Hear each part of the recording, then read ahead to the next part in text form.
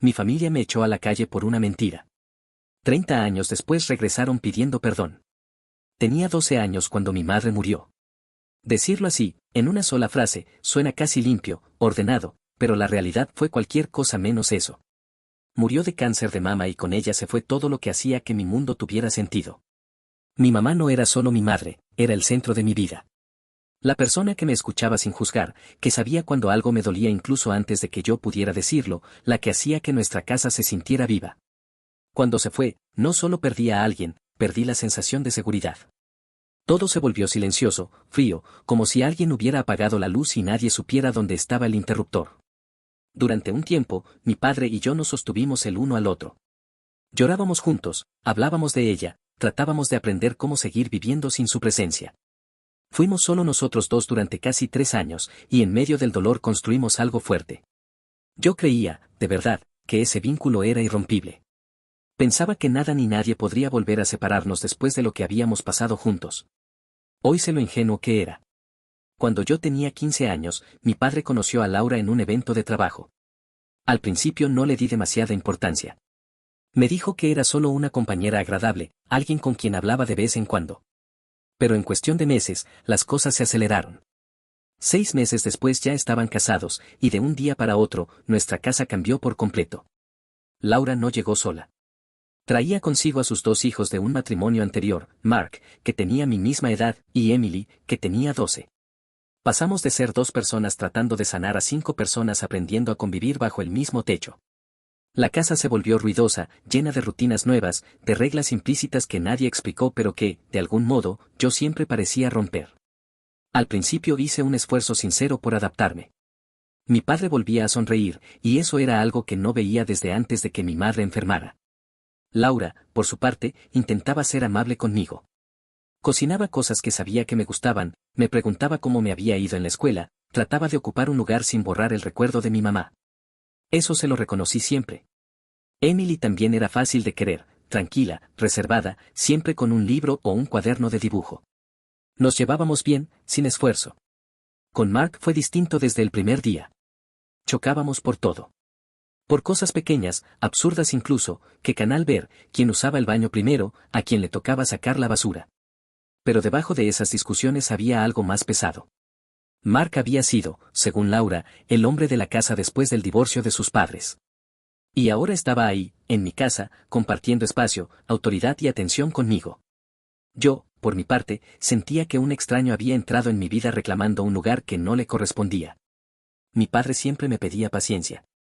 Me decía que entendiera a Mark, que todo esto también era difícil para él. Que yo debía ser el maduro.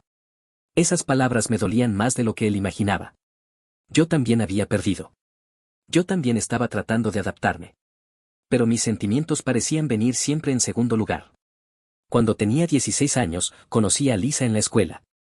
Fue un respiro. Era inteligente, divertida, tenía una forma de hablar que me hacía olvidar por momentos todo el caos de casa. Empezamos a salir como salen los adolescentes, cine los fines de semana, llamadas eternas por la noche, esa sensación intensa y torpe de creer que el amor puede arreglarlo todo. Yo estaba completamente enamorado. Lo que no sabía, y nadie me dijo, fue que Mark también estaba interesado en Lisa. Al parecer le gustaba desde hacía meses, pero nunca se atrevió a acercarse a ella. Cuando se enteró de que Lisa y yo estábamos juntos, algo en él cambió. Me confrontó una noche en casa. Me gritó que le había robado a la chica que le gustaba, que yo sabía lo que sentía y aún así lo hice a propósito para humillarlo. Me quedé en shock. No tenía idea de nada de eso. La discusión subió de tono rápidamente y terminó en empujones, luego en golpes, hasta que mi padre tuvo que separarnos. Como tantas otras veces, yo terminé siendo el problema. Mi padre me habló de consideración, de ser más comprensivo, de entender los sentimientos de Mark. Yo escuchaba, pero por dentro hervía. Sentía que, hiciera lo que hiciera, siempre iba a estar equivocado. A partir de ese momento, la tensión en la casa se volvió constante. Mark apenas me dirigía la palabra, salvo para lanzar comentarios cargados de sarcasmo. Cada vez que Lisa venía a visitarme, podía sentir su resentimiento llenando el aire. Nunca imaginé hasta dónde estaba dispuesto a llegar. Unas semanas después de cumplir 17 años, llegué a casa un viernes por la tarde con Lisa. Habíamos planeado algo simple, películas, pizza, nada fuera de lo normal. En ese momento, no tenía idea de que estaba caminando directo hacia el punto exacto en el que mi vida iba a romperse para siempre. Todo ocurrió en cuestión de minutos. Estábamos en la sala, Lisa y yo, viendo televisión, hablando de cualquier cosa sin importancia. Recuerdo pensar, incluso, que por una vez el ambiente en la casa estaba tranquilo. Entonces escuchamos el grito de Laura desde el piso de arriba. No fue un grito de miedo, fue peor, sonó a sorpresa, a horror puro. Mi padre subió corriendo, Mark detrás de él. Lisa y yo lo seguimos sin entender qué estaba pasando. Cuando llegamos a mi habitación, Laura estaba de pie frente a mi cómoda, con uno de los cajones abierto. Tenía algo en las manos y le temblaban los dedos. Me acerqué un paso más y sentí como el estómago se me caía al suelo. Eran varias prendas de ropa interior usada de Emily. Por un segundo, mi mente se quedó en blanco. No entendía lo que estaba viendo, no entendía cómo eso podía estar ahí. Laura fue la primera en hablar, con la voz quebrada por la rabia. ¿Qué demonios es esto?, gritó. ¿Por qué la ropa interior de mi hija está en tu cajón? Quise responder, pero no me salían las palabras. Sentía la sangre golpearme en los oídos. Negué con la cabeza, una y otra vez. Yo no sé, nunca había visto eso, logré decir. No sé cómo llegó ahí. Laura dio un paso hacia mí, furiosa. No me mientas. Está escondida entre tu ropa. Mi padre me miraba como si no me reconociera. En su cara había algo que nunca le había visto, una mezcla de asco y decepción que me atravesó el pecho. Explícate, dijo. Ahora. No puedo explicarlo porque no sé qué hace eso ahí, repetí. Juro que nunca lo había visto. Sentía que me estaba ahogando. Miré alrededor buscando a alguien que me creyera, a alguien que dudara aunque fuera un segundo. No lo encontré. Lisa se había quedado inmóvil junto a la puerta, pálida. Alguien lo puso ahí, dije desesperado. Yo no hice esto.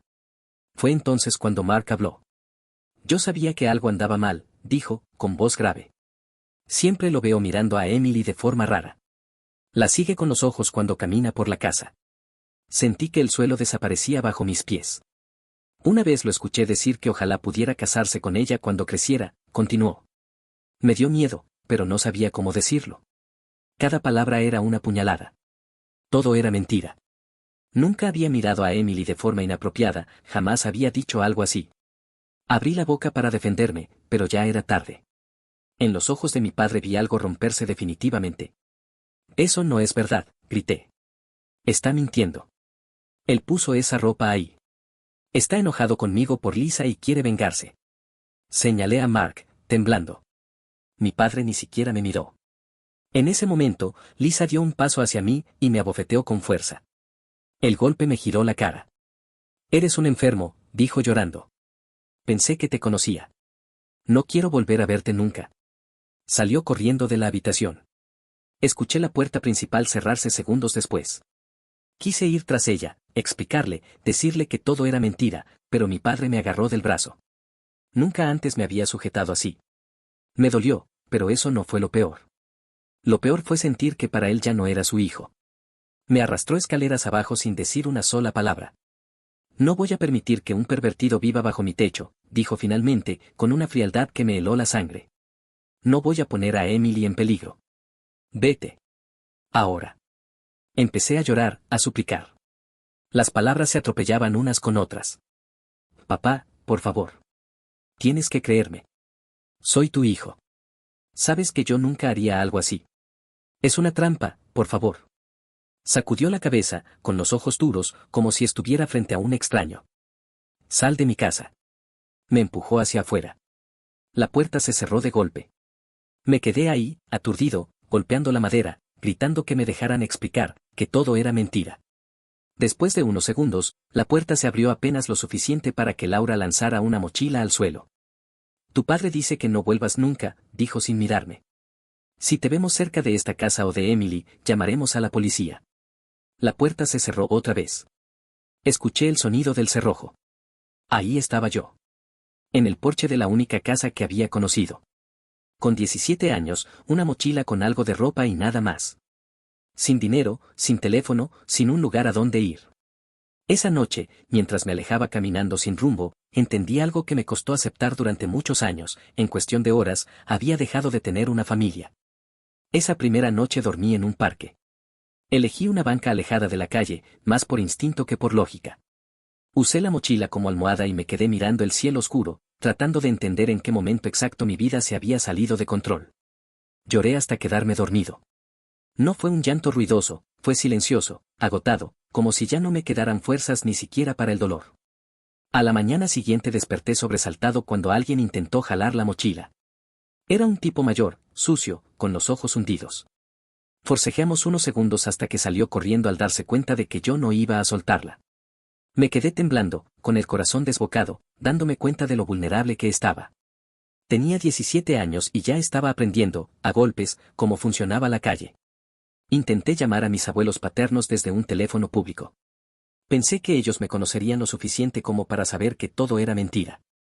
Cuando por fin contestaron, la conversación duró menos de un minuto.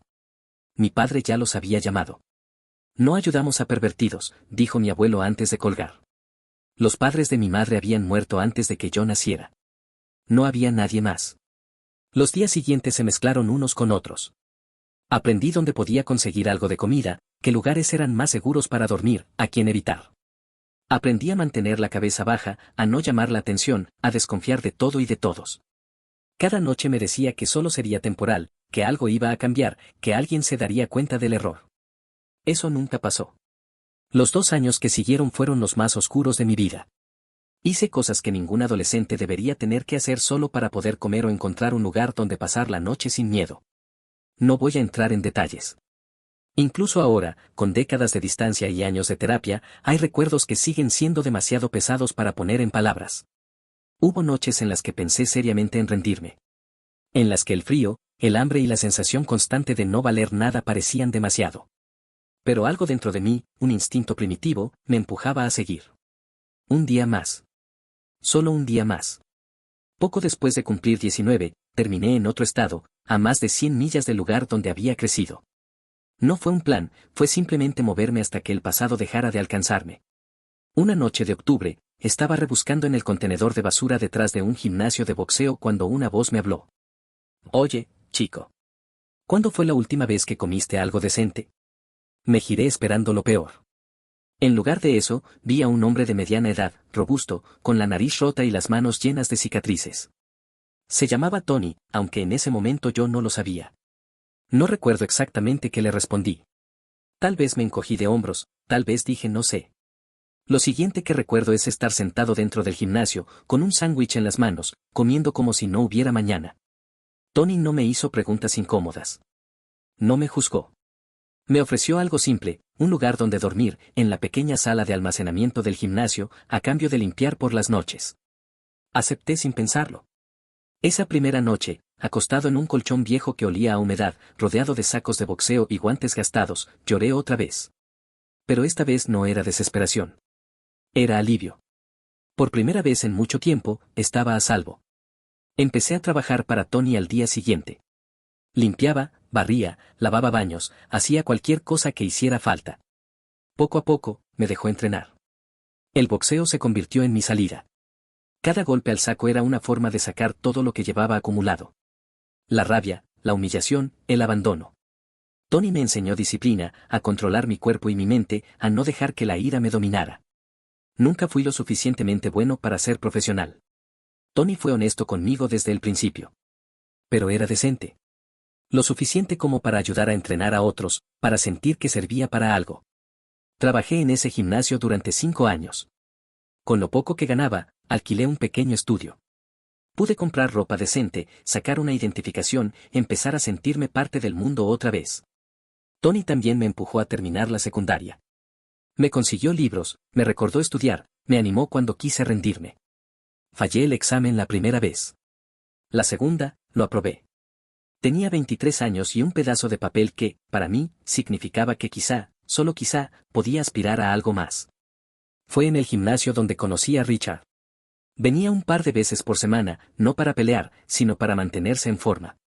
Un día empezó a preguntarme por mi historia, por mi ética de trabajo. Luego me habló de su empresa eléctrica. Buscaban aprendices. La paga era casi el doble de lo que yo ganaba. Aceptar significaba dejar el gimnasio. Dejar a Tony. Tenía miedo. Pero también sabía que no podía quedarme ahí para siempre. A los 24 años, empecé mi aprendizaje como electricista. No lo sabía entonces, pero ese paso iba a cambiar mi vida de formas que jamás habría imaginado. El trabajo como aprendiz fue más duro de lo que esperaba. Pasé de un gimnasio donde me sentía seguro a obras ruidosas, jornadas largas y un ambiente en el que nadie regalaba nada. Los primeros meses llegaba a casa con las manos adoloridas, la espalda tensa y la sensación constante de que no estaba a la altura. Pero cada vez que pensaba en rendirme, recordaba donde había estado apenas unos años antes. Eso me mantenía firme. Richard no me trataba con condescendencia ni lástima. Me exigía como a cualquiera. Si cometía un error, me lo señalaba sin suavizarlo, pero también se tomaba el tiempo de explicarme cómo hacerlo mejor. Poco a poco fui ganándome el respeto de mis compañeros. No porque hablara mucho, sino porque trabajaba duro y cumplía. Con el tiempo, Richard empezó a invitarme a reuniones familiares. Al principio me sentía fuera de lugar, como si estuviera invadiendo un espacio que no me pertenecía. En una de esas reuniones conocí a Amelia, su hija. Tenía 20 años y estudiaba psicología. Yo ya tenía 35. La diferencia de edad era evidente y yo era plenamente consciente de eso, así que mantuve distancia al inicio. Pero era imposible no notar algo en ella. Amelia tenía una forma de escuchar que desarmaba. No hacía preguntas por curiosidad morbosa ni por compromiso, preguntaba porque realmente quería entender. Coincidimos varias veces más en esos encuentros familiares y cada vez terminábamos hablando durante horas. Con el tiempo empecé a contarle partes de mi historia. No todo. Nunca todo. Le hablé de mi madre, de haber sido echado de casa siendo menor, de los años difíciles. No entré en detalles, pero fue suficiente. Amelia no retrocedió. No me miró con miedo ni con pena. Eso tuvo que ser devastador, me dijo una vez. Pero mírate ahora. Seguiste adelante. Algo en su manera de decirlo me tocó profundamente. Por primera vez, sentí que alguien veía más allá de mis heridas. Me enamoré de ella sin darme cuenta. Empezamos a salir oficialmente cuando cumplió 21 años. Richard no estaba contento, y lo entendía. Tuvimos una conversación directa. Me dejó claro que si alguna vez lastimaba a su hija, no habría lugar donde pudiera esconderme. Le dije la verdad, que la amaba más de lo que había amado a nada en mi vida y que jamás jugaría con ella. Con el tiempo, aceptó la relación, aunque nunca dejó de vigilarme de cerca. Los años con Amelia fueron los más tranquilos que había vivido. Ella me enseñó cómo se ve una relación sana, cómo se discute sin destruirse, cómo confiar. Fue ella quien me animó a empezar terapia. Las primeras sesiones fueron brutales. Remover todo lo que había enterrado durante años me dejaba exhausto, pero también me liberaba. Por primera vez, empecé a sanar de verdad. Cuando tenía 37 años, le propuse matrimonio durante una caminata por un sendero que solíamos recorrer juntos. Cuando dijo que sí, lloré sin vergüenza. Nos casamos 6 meses después. Tony estuvo allí, sentado en primera fila, llorando más que nadie. Richard me abrazó después de la ceremonia y me dijo algo que nunca pensé escuchar: bienvenido a la familia, hijo. Amelia y yo empezamos nuestra vida juntos con cuidado, ahorrando, construyendo poco a poco. Terminé mi aprendizaje y obtuve mi certificación como electricista. El trabajo era estable, el dinero empezaba a alcanzar. Luego llegó nuestra primera hija, Sophie. La sostuve en brazos y sentí un miedo nuevo, distinto a todo lo que había conocido. Le prometí, en silencio, que jamás la abandonaría. Después vinieron Madison, Olivia y, finalmente, Emma. 4 hijas. 4 razones para seguir adelante cada día. Ser padre removió cosas profundas en mí, miedos que creí superados, pero Amelia siempre estaba ahí, recordándome que estaba haciendo un buen trabajo. Trabajé más duro que nunca. Tomé cursos nocturnos, acepté trabajos extra. A los 45 años, decidí abrir mi propio negocio, Maxwell Electric. Fue aterrador, pero Amelia creyó en mí incluso cuando yo dudaba. Poco a poco, el negocio empezó a crecer. Un cliente recomendaba a otro. Los contratos se volvieron más grandes. A los 48 años obtuve mi licencia de maestro electricista. Cuando la recibí, lloré. No por el papel, sino por todo lo que representaba. Había pasado de ser un adolescente sin hogar a un hombre con un oficio, una familia y una vida estable. Pensé que ese era el final de mi historia con el pasado. Me equivoqué. Para cuando cumplí 49 años, mi vida era todo lo que alguna vez pensé que estaba fuera de mi alcance. Maxwell Electric empleaba a 12 personas y facturaba cifras que nunca habría imaginado cuando dormía en una banca de parque. Amelia y yo habíamos comprado la casa que siempre soñamos, teníamos ahorros, estabilidad y una rutina tranquila construida con años de esfuerzo.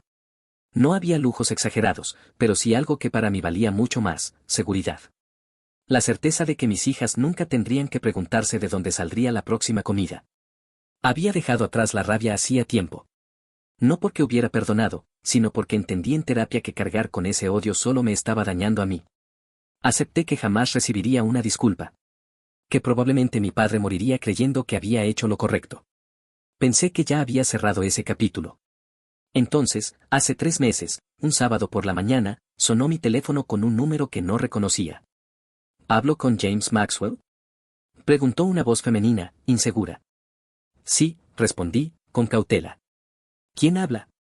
Soy Emily, tu hermanastra. Sentí un nudo en el estómago. Mi primer impulso fue colgar. Habían pasado más de 30 años. No le debía nada a nadie de ese pasado. Pero algo me hizo quedarme en la línea.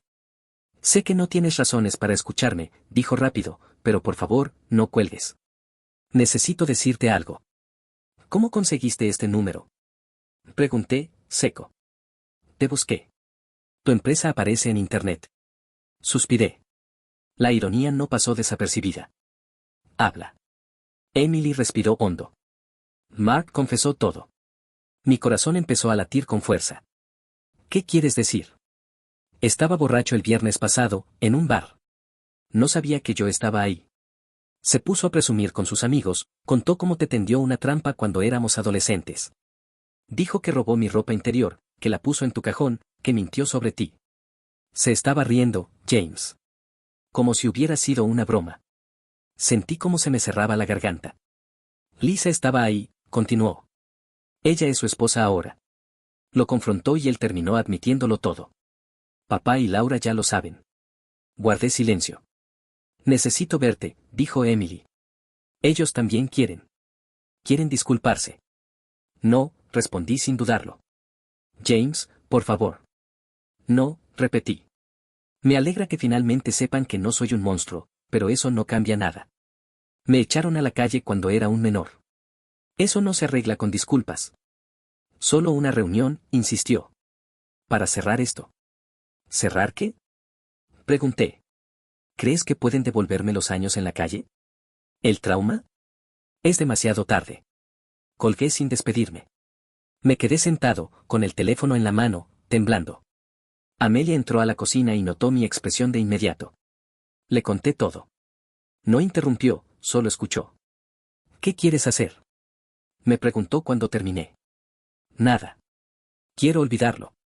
Me miró con calma. No suenas como alguien que puede olvidarlo. Tenía razón. En la siguiente sesión, mi terapeuta fue directo. Has avanzado mucho, me dijo, pero esto es una herida abierta. No por ellos, por ti. Tienes una oportunidad rara, la confirmación de que siempre dijiste la verdad. Esa noche, Amelia me tomó la mano. Creo que deberías verlos, dijo. No porque lo merezcan, sino porque tú lo necesitas. Pero será bajo tus términos. Lo pensé durante días.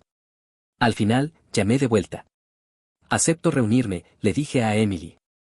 Pero vienen a mi ciudad. En un lugar público. Yo no voy solo. Aceptaron de inmediato. La reunión quedó programada para el sábado siguiente. La noche anterior casi no dormí. Amelia me sostuvo y me recordó quién era ahora, no quién había sido. A la mañana siguiente, entré al restaurante sabiendo que lo que ocurriera ahí sería el cierre definitivo de una historia que había marcado toda mi vida. Amelia y yo llegamos al restaurante 15 minutos antes. Quería controlar al menos ese detalle. Me senté de espaldas a la pared, desde donde podía ver la entrada. Mis manos estaban firmes sobre la mesa, pero por dentro todo estaba en tensión. No era miedo. Era algo más denso, una mezcla de expectativa y cansancio.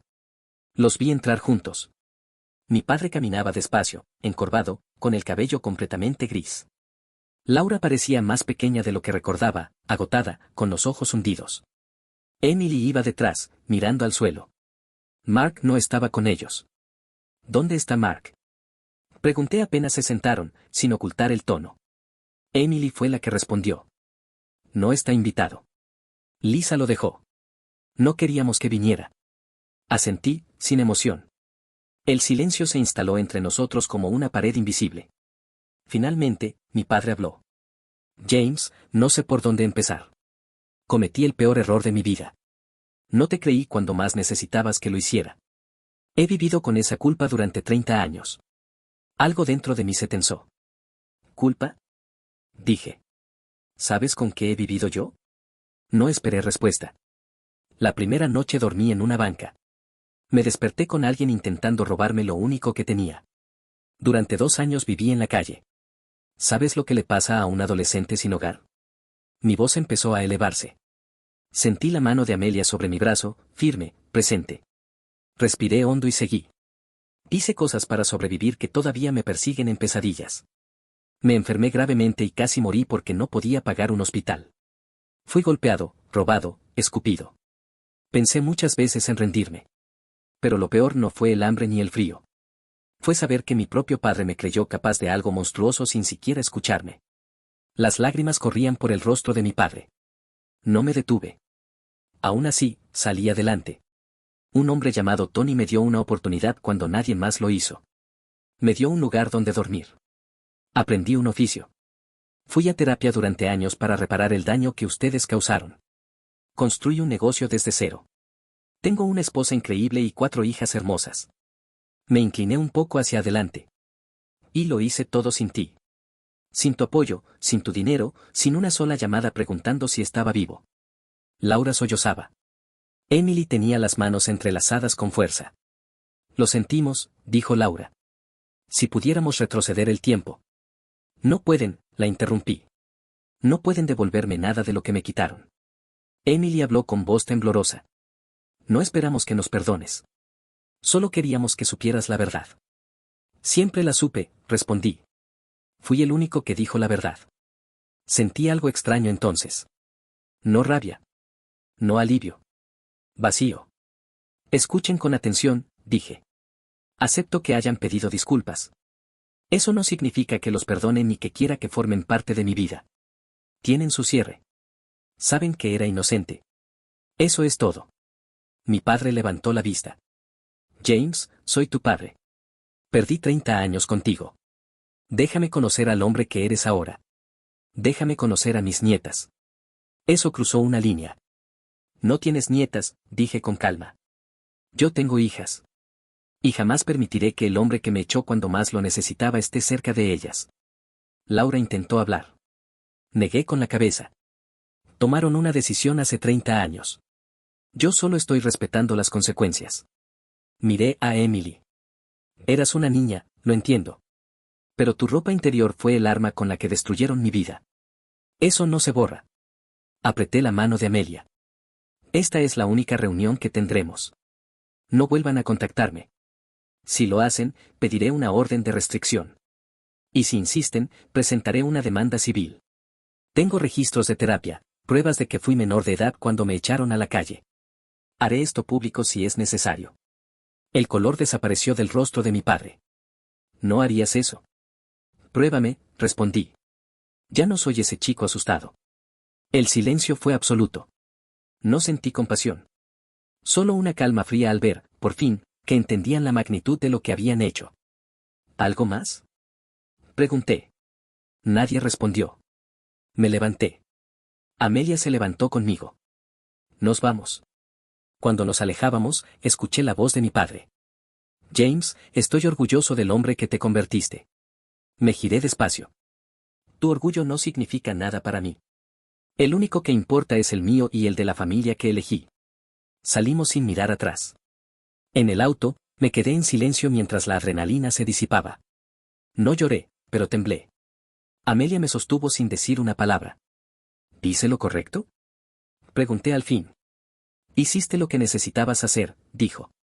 Cerraste esa puerta en tus propios términos. Cuando llegamos a casa, nuestras hijas corrieron a abrazarnos. Sofía me miró con atención. ¿Estás bien, papá? Sí, dije, abrazándola. Ahora sí. Esa noche, sentado en el patio con Amelia, entendí algo con claridad. No necesitaba vindicación. Lo que importaba estaba ahí, conmigo. La familia que se quedó. La vida que construí. Ellos ya no tenían poder sobre mí. Y nunca volverían a tenerlo. No olvides dejar tu opinión en los comentarios, dejar tu like y compartir este video.